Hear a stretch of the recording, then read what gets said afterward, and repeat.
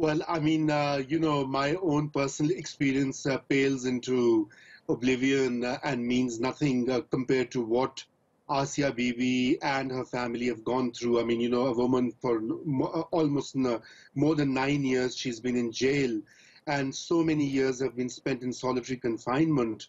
And now that even she's been acquitted by the Supreme Court, there are mobs out there who basically want to kill her or get her hand. So I suppose that, it is a big relief that she's out of prison. At least she can see the sky and feel like a free person.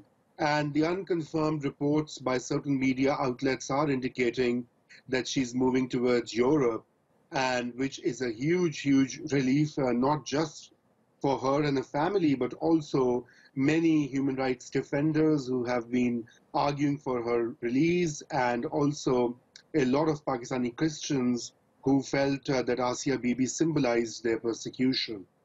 How would you classify the political climate in the country, given the fact that this is such a case that's blown up into an international news story?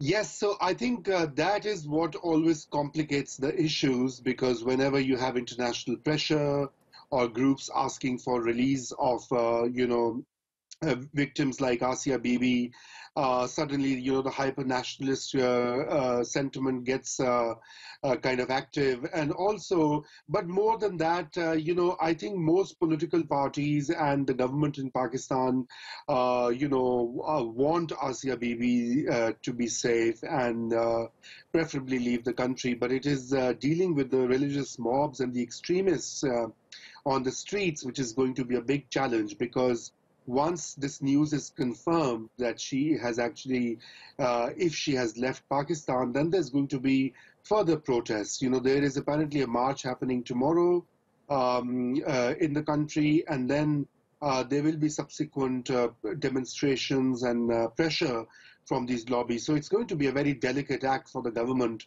and the military to deal with these mobs. And let's hope that there's no more violence and there's no more tension, because what we really need is some calm after this major, major thing is over.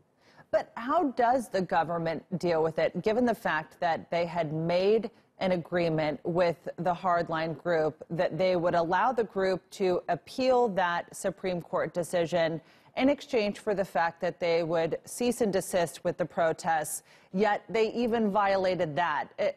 What can the government do at this point, and do they really have control? Well, that is a major question, the last one that you posed, that about control. See, the issue is that the demonstrators belong to the majority subsect within the Sunni Muslims, and they are huge in numbers. They also have shown some measure of electoral power in the July election. So it is a difficult group to deal with. So the government, by entering into that agreement, much as we all criticize that and saw it as a surrender, was actually a way to avoid bloodshed and further violence.